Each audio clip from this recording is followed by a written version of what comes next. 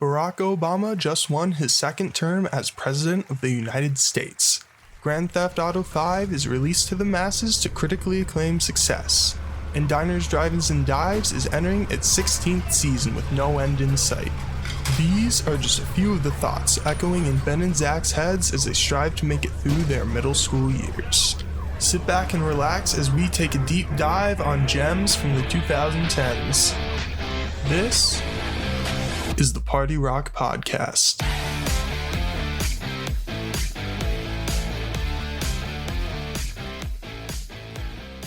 In 5, 4, 3, 2, 1. You are listening to Room Boys Podcast.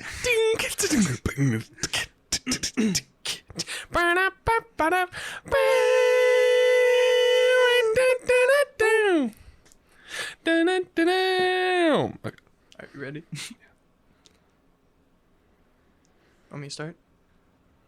What's up, Party Rockers? Welcome back to another episode of the Party Rock Podcast.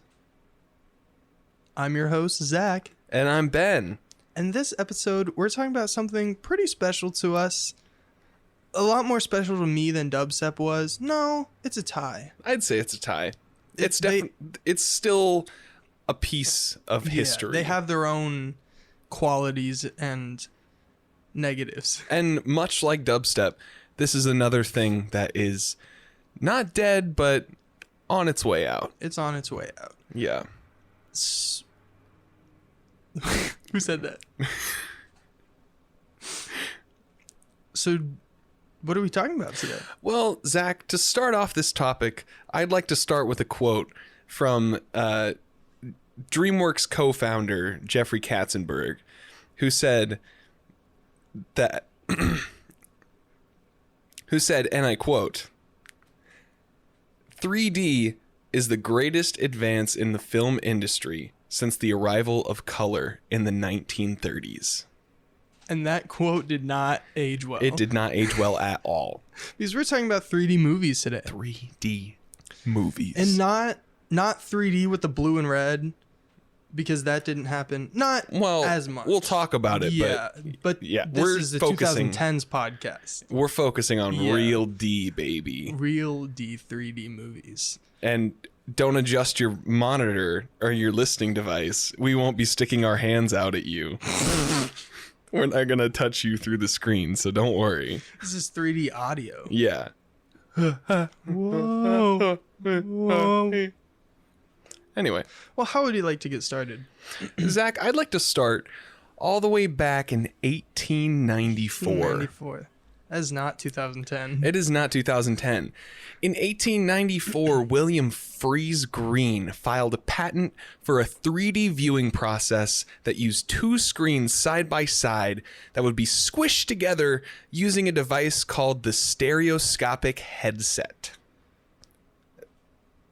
Yeah, basically, this method, which I believe is used by basically all... It's just kind of how all the 3D like movies work. It basically just offsets two images separately so that the left eye sees one and the right eye sees the other, giving the perception of 3D depth. Yeah, it's like an optical illusion, but it was used to make art, and it's awesome. Yeah. Yeah. And give you headaches, but we'll talk about that. Immense headaches. So, all of that happened. He filed a patent. It all went to nothing because he just kind of gave up. I believe he claimed that he just couldn't develop it any further with the stuff in his time. Yeah. He didn't have the technology. And so that's just kind of what happens with everything is one person starts and then another person takes over and then just keeps developing into what it turned out to be. Yes. So nothing really happened for about 30 years until, I believe, in 1915, Edwin S. Porter, the director of The Great Train Robbery, which if you don't know, I think I've definitely seen the clips before. It's just a really old movie where a train drives over the camera, and it was well known that a lot of people thought it was real, and that they were scared because they thought a train was actually coming at them in the movie theater. Those people sound kind of stupid. People in 1915 were pretty dumb, I will say. Man, I didn't know it was that good, 3D. But he used the stereoscopic method, using red and green 3D, that made the film 3D, which made it even scarier. Yeah. It's horrifying. It's like, why is everything different colors? Exactly. It's very similar to the red and blue process. It's just one side's red, one side's green. Thank you. And he tested it out, and I think he ditched it because he didn't really see it as anything more than a gimmick. Yeah, and that's kind of, as you'll begin to see, is 3D, I think, just always finds its way back, and then goes away, and then maybe come back a little more, and then go away again, just when people start to forget about it. Yeah. And then maybe a new technology comes out, and people are like, oh, yeah, we're doing this again, and then it just goes away. But we'll talk about the downfall more. Exactly. So, we don't really get our first 3D film until 1922. This is a very interesting story. It is called The Power of Love. It is now a film lost to time. There are no film reels of this movie, I believe. That's crazy. It used the abandoned red and green 3D process by Robert F. Elder, who has no credits other than this film, which is pretty interesting. But it became the first 3D movie shown to an audience, and I think the reviews at the time said that it was such a failure that, like, they just burned all the reels of film. Well, they invited like two critics. This cannot be seen ever again. Oh yeah. No, they invited two critics and like an audience, and they all were just like, man, it's like a good movie, but this sucks. Which is understandable. It's 1922. Yeah. Like, I don't remember if this is before or after movies had sound, but if sound is a new thing, those are called talkies. Yeah, if talkies are a new thing, I'm sure 3D movies are going to be a little bit far of a jump. It's very ambitious, though. Yeah, it really shows how people are just always trying to make innovations wherever they could. Yeah, and just figure out what stuck and what didn't. Yeah. So The Power of Love ran for about 2 to 3 showings, and then it got ditched, and it got renamed, re-released somewhere else, and re-edited. So there's a version of that, but the original Power of Love in 3D no longer exists. Dang. So yeah. That's crazy.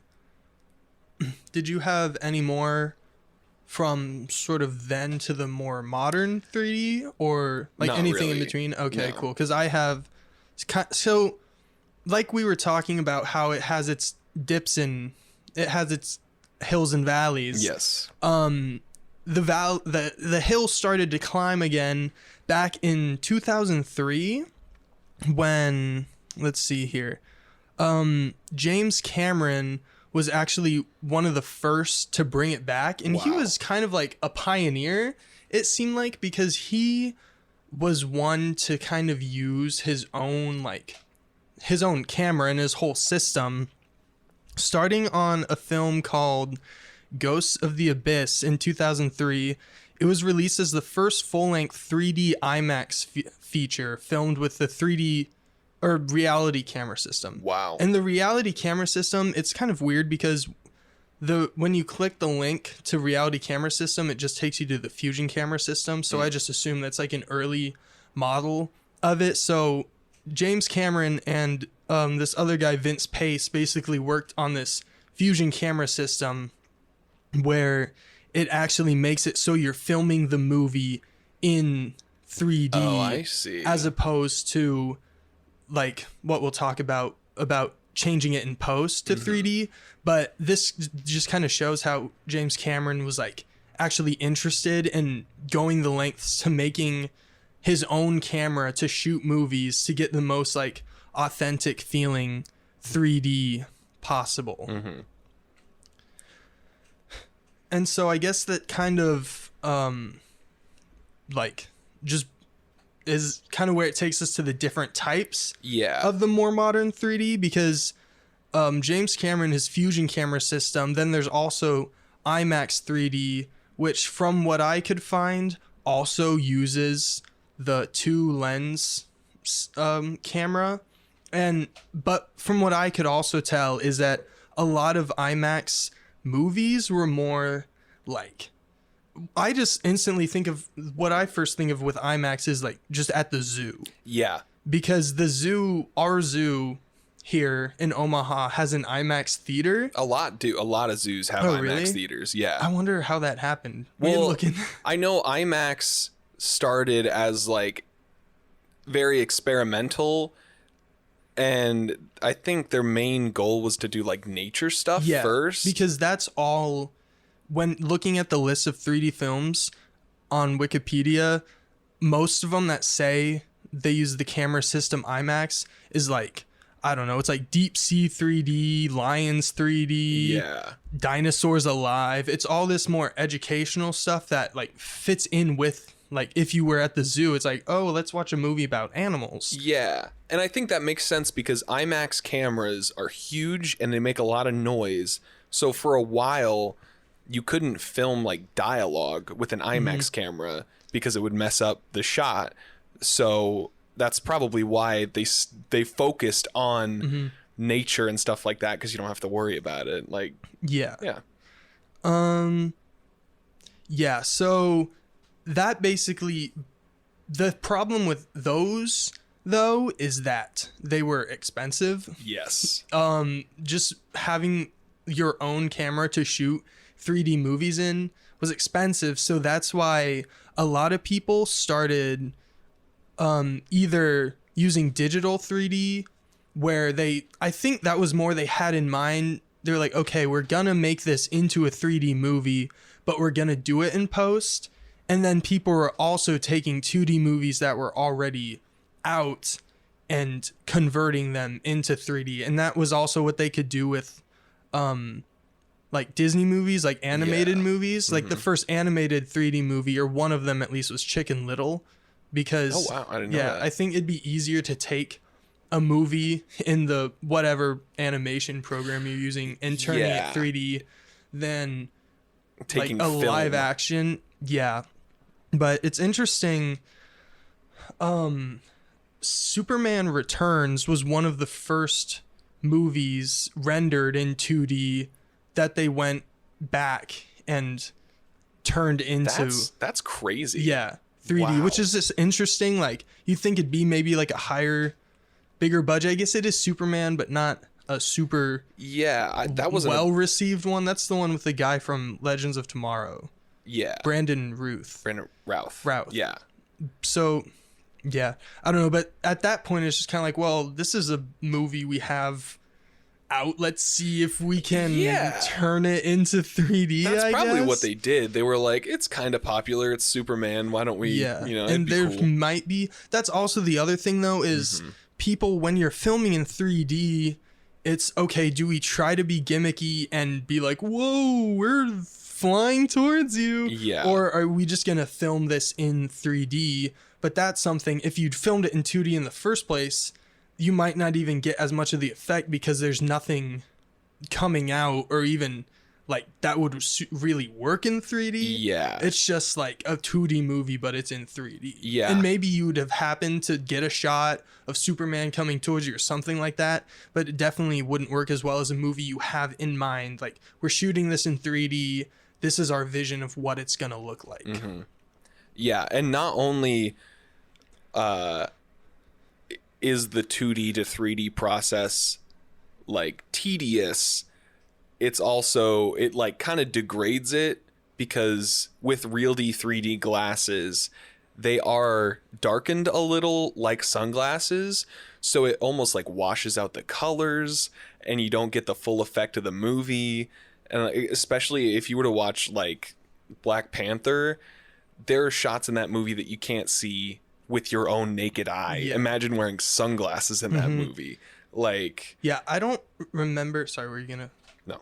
The thing with basically now all movies that are in 3D, most of them are real D 3D. Yeah. I think And because they weren't filmed in 3D. Yeah, I was looking. There are other.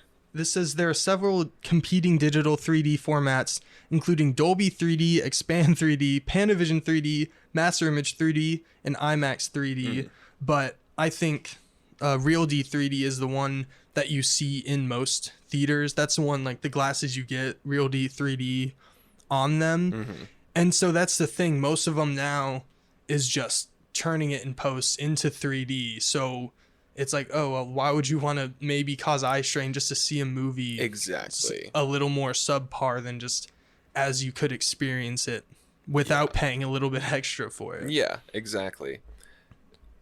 Yeah, well, now we've covered the history. If you got some more, you can spit it out. Yeah, I have a couple more things. One thing I thought was funny is on the list of 3D movies, there's Piranha 3D. Oh, yeah. But that's funny because it says under the type of 3D it says filmed in 2D. No way. Yeah, so it's called Piranha 3D, but they went in. That just shows how people were just trying to like take it as a cash grab because they were like, okay, we're making Piranha 3D, but we're just gonna turn it in 2D afterwards and then just see how that goes. Exactly. Yeah, I think I saw a quote. I think it was also a Jeffrey Katzenberg quote. Don't quote me on that. But it was basically like, you're charging a premium for these tickets. They cost more than your traditional tickets.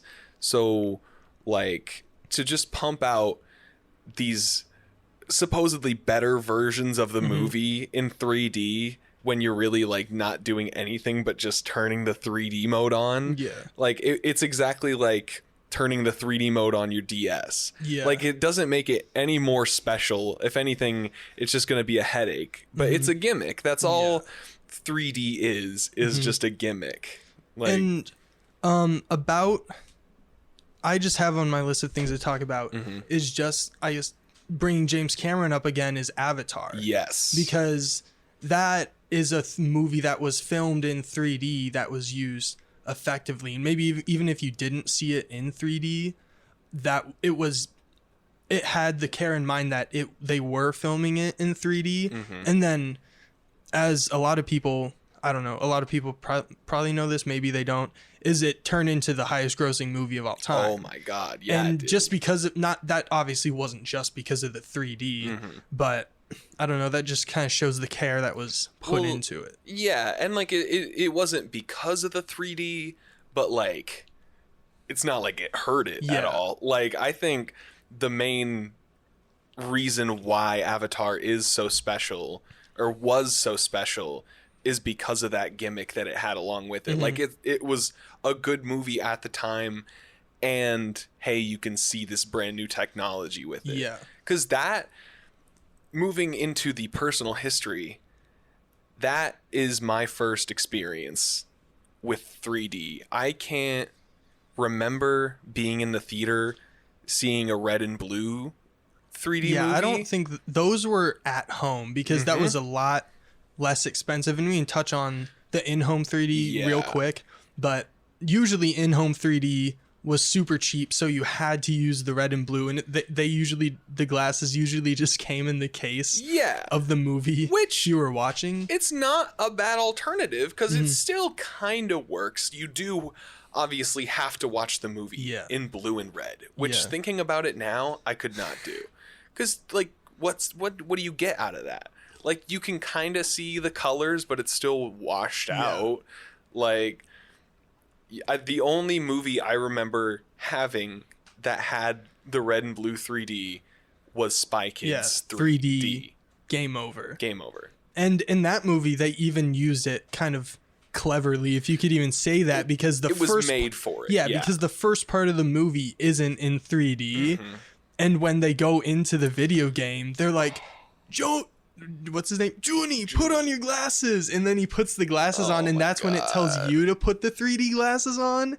And that shit was crazy. That's so crazy that movie exists. The fact that it was written around 3D. Yeah. They wanted it to be 3D so bad. Yeah. And like, honestly, you kind of got to give them credit for it. But that's also on the list of 3D movies as one of the first. Oh, because there was, I think it actually was that one. Yeah, it came out, the same camera system, the one that James Cameron used, was used to film Spy Kids 3D, Game Over, 2003, Aliens of the Deep, and The Adventures of Shark Boy and Lava Girl in 3D. Oh, wow. Yeah. I guess it was probably Dimension Films, which is funny because 3D, Yeah. 3 dimensions. Yeah, no, that's super interesting. The fact that both of those Robert Rodriguez movies, which are absolutely horrible, were made around 3D. Yeah, but just such a big part of my childhood, at least. I remember playing Shark Boy and Lava Girl with my neighbors, and I got to be Shark Boy because I was the only boy. And if it wasn't in 3D, you wouldn't have wanted to play Shark Boy and Lava Girl with your... Because then I wouldn't have felt like I was actually in the movie. Exactly. Oh, I just remember that scene where Shark Boy reaches out his finger so that... When he's going to sneeze? Yeah. No, wait. Or when Lava Girl's going to sneeze. And his finger was in my living room. Yeah. And Taylor Lautner put his hand in my room. That sounds a little creepy now. Well, but... Then they would like sneeze. I don't know if they'd sneeze, but they'd like spit out. Oh, when they're giants, the parents are giant and they spit the milk out and it goes like. I don't remember that part at all. You're making that up. Editor, put a clip. Yeah. But yeah, then I guess that kind of because that was my biggest experience with 3D. Yeah. Was basically like yeah. Because I'm sure I did see 3D movies, but there's not one off the top of my head that like jumps out at me. Yeah. And so that's why at home 3D was sort of, we talked about how that was low budget. There were also there's high budget at home. Very high budget, as in buy a 3D TV, buy a 3D Blu-ray player, buy a 3D movie. The movies had to be specifically 3D in order to use it. And you had to have the special battery powered glasses. Yeah, that just like flickered back and forth really fast, showing like covering each eye, and that's what gave the 3D effect. Which is insane. Like, you had to have this whole system set up. And, like, even then, and that's why no one had it. Yeah. I remember I was obsessed with it as a kid because I wanted it so bad. No kid didn't want that. Well, of course. But also, there were, like, reviews at the time that were like, you have to be sitting in the exact middle part of the TV. Otherwise, you will not get the effect at all, and you'll get motion sickness. Yeah. And the only time I remember, because I don't think I had a single... No, I want to know how many people owned that everything, but I only remember using that.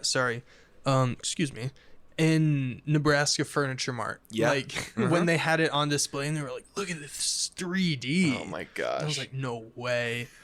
And then and then that's another reason. Not only was it expensive to film, so the tickets were more expensive, but that was so expensive. The technology just wasn't there yet to be readily accessible for everybody to pick up. So that's why it just kind of went away. And maybe they'll find a way to make it cheaper. Like TVs are getting cheaper. Like maybe it'll come back. Maybe, because it's still interesting. Like I wouldn't pass up a chance to see a movie if it was decent 3D, like in my own living room. Yeah. But yeah, I think the only way 3D is truly going to come back in full swing is if we find out a way to do 3D like a 3DS, where you don't need glasses. It's just you look at the screen and it's 3D. And like that could be achieved with like layering and like hologram stuff. But even then, it's just like, well, I guess the future of 3D is VR, because that's 3D. It uses stereoscopic, like it's two lenses at the same time. And I remember I watched Ant-Man in 3D in my Samsung VR headset. And you felt like you were Ant-Man. I felt like I was in Ant-Man, but at the same time, I was watching it on the bus. And so like the movie would just start shifting to the right and like my head would be staying straight and I just have to like watch the movie as it goes by. Oh, that was the headphone. Yeah, I just have to watch it as it drove by. Yeah, no, I think that was really fun, and that could be the second life of 3D movies. Here, do you want to like just save the thing real quick just in case, or do you think it'll be fine? It'll be fine. Okay. It just cut out because I moved. I meant like the blue screen thing. Oh yeah. Saved? Okay. You going again? Yeah. Okay. Yeah, and then back to the 3DS thing, because even that, they came out with the original 3DS and it was like, oh, it's cool, it's 3D. And I remember I had one of those, but then even eventually they came out with the new 3DS, which it still wasn't like perfect, but it was a major upgrade from like, you didn't have to look at it straight on. You could kind of look at it from the side, and the 3D was a little bit better. And there even were some games that did make it like better. Like obviously you'd still want to turn it off for some of them, but if you did want to just like mess around a little bit, there were some games where it actually enhanced like the game a little bit. Yeah. I remember I was kind of obsessed with 3D for a while in high school. I remember my first date was a 3D movie, and it was X-Men Apocalypse in 3D. Not a great choice for a first date. But even then... Or just a movie. Yeah, but even then, our movie theater had IMAX 3D, and I would go see movies in IMAX 3D. It'd be like $24 a ticket, but I worked there, so it was free. But that was a cool experience. Yeah, because IMAX 3D was always just the best quality. Like with Real D 3D, you'd get like blurry edges around the screen, and like sometimes you'd have to take off the glasses because you'd get a headache. But like with IMAX 3D, it was just constantly, it was just consistent. Like, and I loved it. But I think they started waning it because it was expensive. It was expensive to project it. They obviously, everything like happens for a reason, and company do things for a reason. So I'm sure they were like, oh, this isn't working out with people.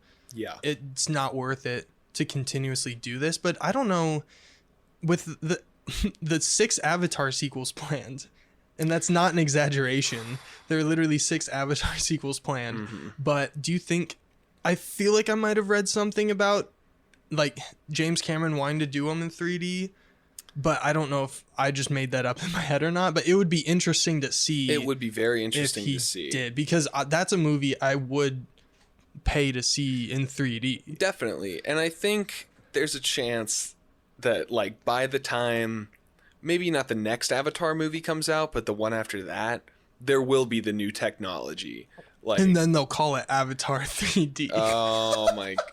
We didn't talk about that yet. We didn't talk about the fact that there are so many movies, so many third movies in a series that are, it's the third movie and it's called 3D. And I just thought of another one before. So there's Spy Kids 3D. Friday the 13th 3D. Yeah. There is Part 3. Part 3D. Yeah. There's Jaws 3D. There's Jackass 3D. Yeah. Like, excuse me. Freaking Jackass? Freaking Jackbutt. That's insane. It's like, why does it have to be in 3D? I remember that though. I think I might have seen Saw it. 3D? Saw 3D, yeah. I think I saw Jackass 3D in theaters. Or maybe it was like a re-release or something like that. The 3D was so good because they actually shot with 3D cameras, and it was amazing. Yeah. Cars 2. Cars 2 3D. You thought I was going to get you there. Cars 2D. It was. It really was. But yeah. Yeah, I guess we kind of covered all the reasons for its downfall. I just have, led to low quality, like viewing. It was expensive. There was the eye strain we talked about a couple times.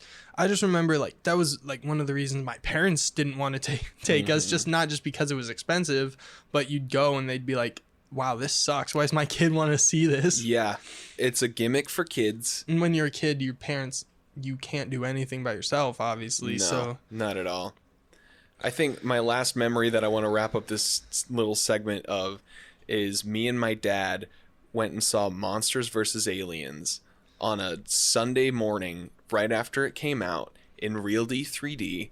We sat maybe 4 rows back, and we had to look directly up at the screen with 3D glasses on, and it was blurry the whole time. I had no idea what was going on. Horrible experience.